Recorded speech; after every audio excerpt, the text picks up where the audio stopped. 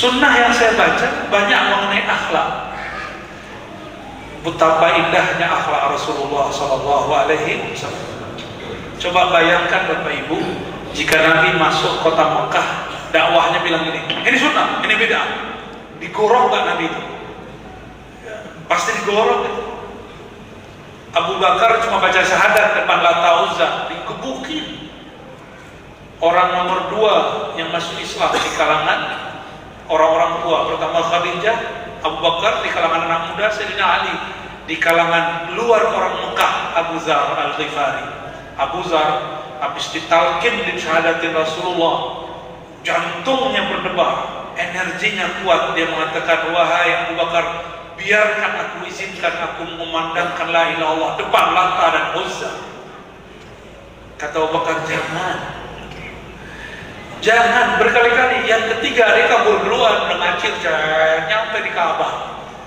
Dia langsung kemudian mengatakan, siapa yang tidak kenal saya Abu Zar Al-Ghifari, orang kampung sebelah. Kalau kalian berdagang pasti lewat kampung saya. Saksikan saya Abu Zar bersaksi la ilaha illallah. Bergetar badannya, saking bergetarnya ditonjok orang dia nggak tahu. Bangun-bangun sudah bonyok mukanya. Ternyata Abu Zar sesakti itu, gak sakti baca la ilaha, gak belajar menembus ilmu Banten dia. Abu Zar bangun, bukan badan yang bonyok yang dia tanya, yang ditanya bagaimana kabar Rasulullah SAW. Persis seperti Abu Bakar baru sadar, bagaimana nasib Rasulullah, apakah sikapku ini membuat Rasulullah tidak aman. Ini yang masuk ke dalam hatinya, kasih sayang Abu Zar Al-Ghifari. Jadi jangankan mau menangkan la ilaha illallah, la ilaha, apalagi takbir, dikit-dikit takbir, itu bid'ah. Itu kalau antum takbir membentak sesama muslim, itu bid'ah. Karena jangankan sama muslim, membentak orang dengan la ilaha illallah itu haram. Kalau belum tepat waktunya, waktu jihad. Nanti jadi waktu jahat, kok bentak ustaz pakai takbir. Antum waktu zaman-zaman ramai itu pernah dibentak pakai takbir kan? Saya berkali-kali. Jamaah nggak masuk dalam masjid, bentak saya luar masjid. Allahu Akbar.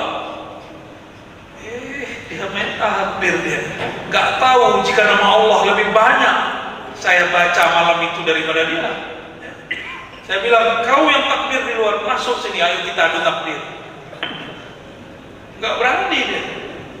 Astagfirullahaladzim. Itu kejadian juga Pak ya. Kejadian. Kita setiap malam menabung nama Allah di kolbu. Itu ujian buat saya. Apakah saya merasa takbir saya lebih banyak dari dia? Maka saat itu juga saya minta ampun, ya Allah, aku merasa zikirku lebih banyak daripada orang yang takbir tadi. Ya, hati-hati juga kita di situ.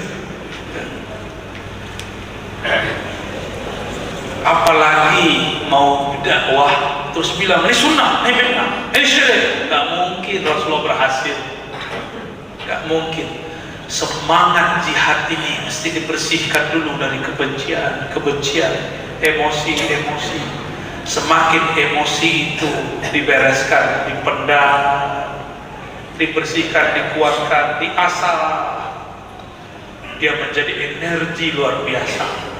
13 tahun Nabi mengasah emosinya sehingga menjadi senjata yang tajam.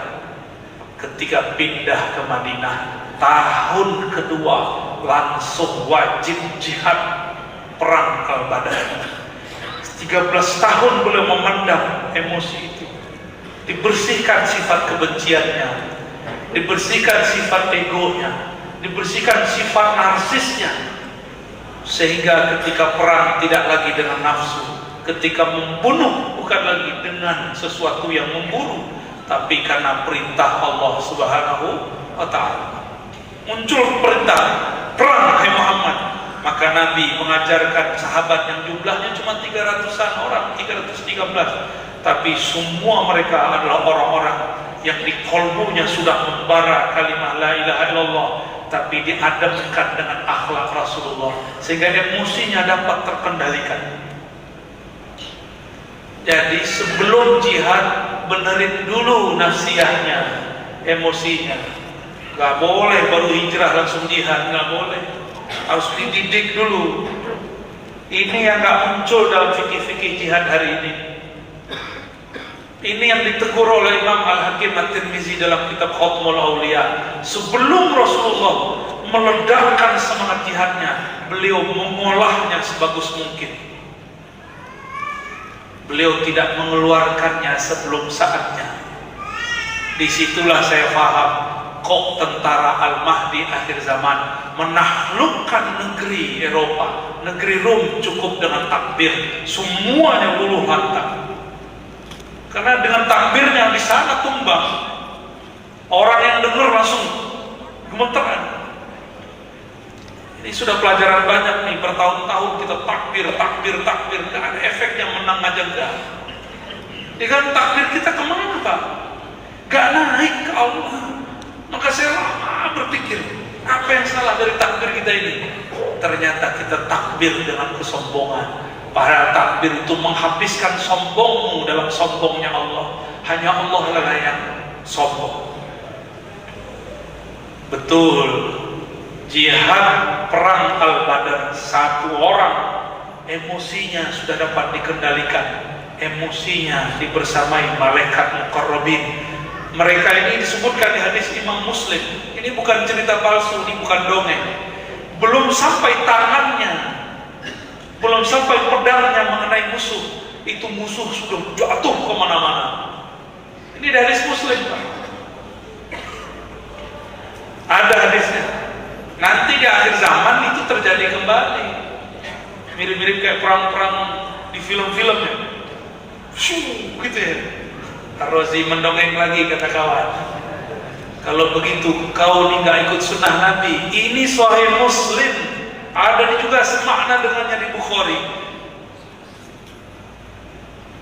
Nabi bertanya kepada Jibril, Jibril, yang ikut perang di kalangan kalian itu siapa waktu kami perang Badar?